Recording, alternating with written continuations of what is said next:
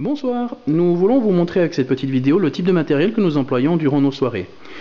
Pour l'exemple que nous allons faire actuellement, nous allons parler de la table de mixage iDJ2 de la maison Numark.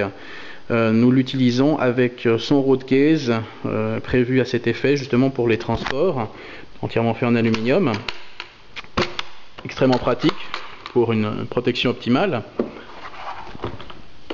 Donc voici la fameuse table iDJ2. Particularité de cette table, c'est qu'elle utilise comme support pour la musique le iPod. Donc on peut brancher un iPod et avec un iPod on peut être en mesure justement de piloter plusieurs morceaux MP3 directement depuis là, donc les utiliser comme s'il s'agissait de platines CD.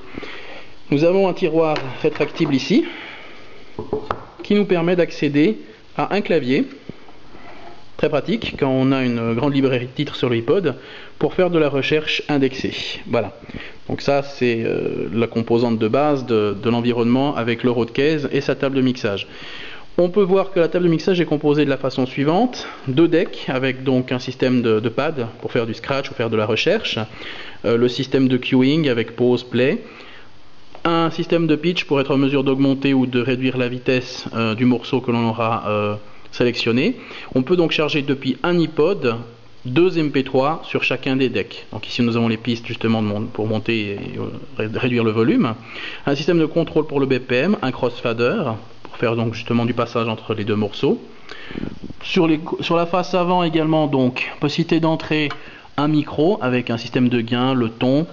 Nous avons également ici tout ce qui nous permet de pouvoir faire donc la pré-écoute avec les entrées casques.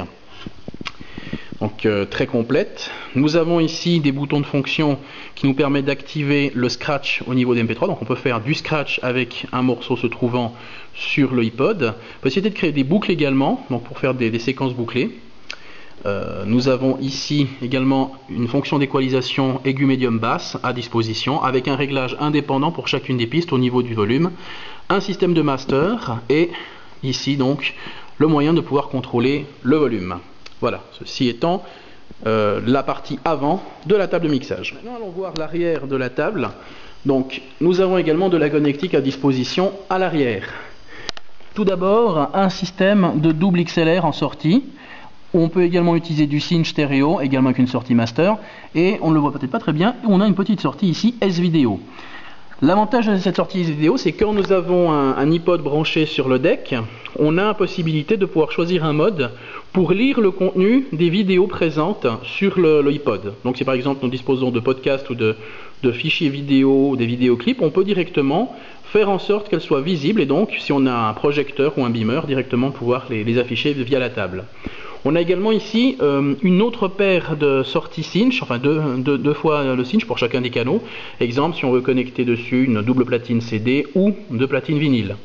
Également à disposition, deux entrées USB, dont une qui est déjà prise ici pour le fameux clavier que nous avons vu à l'avant, et l'autre par exemple pour brancher un mass storage, donc un disque dur externe, qui pourrait venir en complément. Alors l'avantage c'est que vous pouvez avoir par exemple une partie de la librairie musicale sur votre iPod et avoir un disque dur externe supplémentaire branché pour être en mesure de profiter d'une plus grande flexibilité au niveau de la capacité de stockage de musique. Quand nous devrons faire les branchements directement au niveau du flycase, on peut faire sortir le bouchon, voilà, et donc on a la possibilité de faire sortir tous les câbles de la table de mixage directement depuis le flycase. Donc la table ne sort jamais, donc extrêmement bonne protection à ce niveau-là.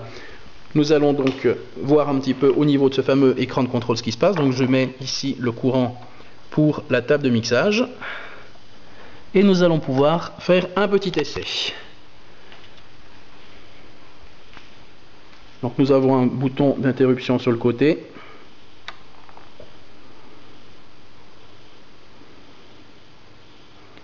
Et il y a un système de démarrage qui va se faire ici. Voilà. iDJ2, donc un boot spécial, et à partir de ce moment là nous avons également l'avantage, c'est que le clavier est rétroéclairé, donc quand on mixe en soirée c'est très pratique parce que on n'a pas forcément autant de lumière que sur cette vidéo, donc on peut voir les caractères et taper directement là dedans. Voilà, actuellement on nous demande de pouvoir donc brancher un média de stockage, que ça soit donc un disque dur ou le cas échéant, voilà, ici j'ai un iPod classique 160 Go et je vais donc le brancher sur mon deck. C'est prévu pour. Voilà. À partir de là, on va pouvoir voir dans un petit instant, le iPod sera reconnu en tant que connecté. Voilà, il est connecté. Et à ce moment-là, sur mon écran, on me demande de pouvoir donc le mettre en fonction, ce que je fais. Et voilà, à partir de là, on a précisément un écran qui nous permet donc de contrôler, faire de la recherche spécifique. Par exemple, je peux chercher donc par genre. Et on va avoir la liste des genres qui va apparaître ici au niveau de l'écran. Donc l'avantage, c'est qu'une fois qu'on a sélectionné un genre, un artiste, on peut également rechercher par album, par piste particulière, par année, par BPM, bref, ou par playlist si on a une playlist iPod chargée. Donc on va être en mesure de pouvoir préparer notre sélection. Le premier chargement est un peu lent, mais après la vitesse est tout à fait raisonnable. Donc je peux choisir un style quelconque. Par exemple, années 80, voilà. Je choisis peut-être un artiste quelconque. Et puis, à partir de ce moment, je vais pouvoir... je peux choisir n'importe quel type de titre. Voilà, un Eric Clapton, par exemple. Allez, très bien. Et à partir de là, il me suffit de pouvoir donc choisir le titre qui m'intéresse. Une fois que j'ai le titre qui m'intéresse, j'ai ici des interrupteurs qui me permettent de passer soit sur le deck A, qui serait celui-ci, soit sur le deck B. Donc là, si je charge deck A, le morceau apparaît ici, je peux changer le type de vue pour avoir des informations par rapport à c'est chargé, et bien je peux commencer à player et voilà, on peut voir ici l'indication lumineuse, voilà, ça bouge, c'est sympa. On verra une autre vidéo avec le son qui sort de manière un petit peu plus sympathique, mais à partir de là on peut commencer donc à mixer. Je peux revenir sur la librairie à n'importe quel moment, je peux me servir du clavier, je peux demander donc de faire une recherche particulière. Par exemple, un titre, voilà, je ne sais pas, je vais chercher un titre, par exemple, Billie Jean de Michael Jackson. Et voilà, automatiquement, je vais avoir une liste qui va apparaître, voilà, il m'a trouvé le titre.